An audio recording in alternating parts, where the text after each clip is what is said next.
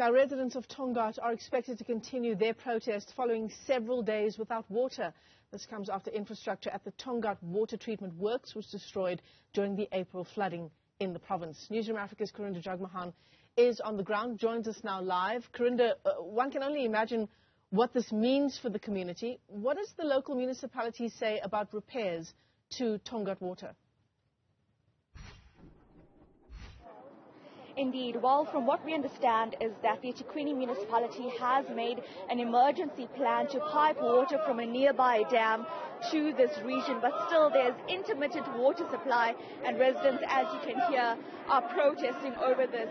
They have been protesting from 4 o'clock this morning, and they have blocked roads around this area. So at this point, there's no one that can enter this community nor leave this community.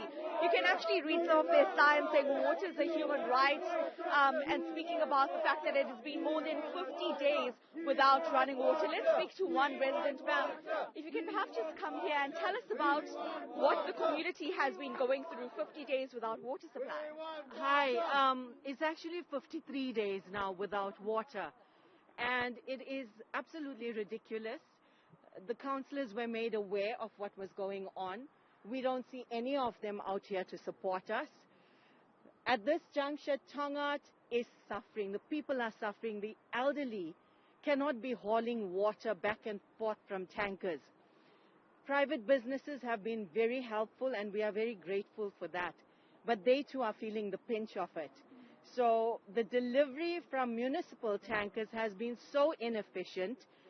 They are so unreliable. The drivers are rude.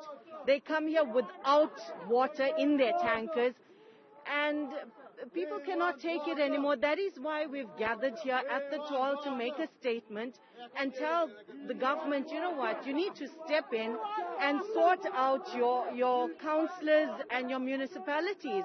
We want a mandate.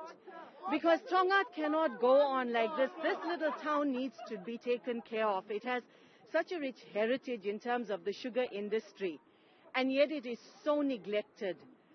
You know, Tongaat Hewlett has taken on this task to try and fix the water sanitation plant, yet we don't see the workers there. So many empty promises are being made to the people of Tongaat, yet nobody has started any work.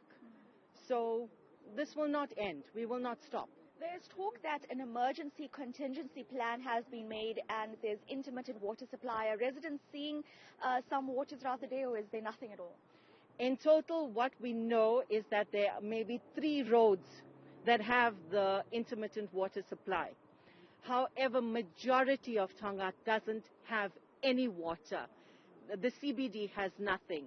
Buffelsdale, Flamingo Heights is a disaster area. Nobody has been out there yet. Water, we're not paying rate. Sandfields, right? Nobody's been out there.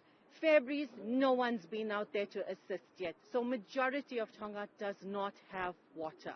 And then just very briefly, speak to us about the businesses in the CBD. How are they handling the situation? You know what? Economically, this is a disaster. People are still recovering from the riots of July last year. Now, this is an added burden to the economy of Tongaat. And business owners are now stepping back because they can't help anymore. They need to look after their businesses. So I don't know if Tongaat will even recover from this disaster. And I mean, government made it clear that money has been allocated to fix Tongaat and KZN. But where is that money? We've seen nothing. There's no progress whatsoever here. Thank you so much for your time, ma'am. Well, there you hear residents asking for intervention from the eThekwini municipality. They say many areas have not been seeing the assistance that has been promised. And for these residents, they say they'll continue the protest until they can get proper assistance. But in the meanwhile, the roads around us have been blocked. So there's traffic on both sides, traffic behind us. And this is the route heading to the airport. And you can also see there's traffic here.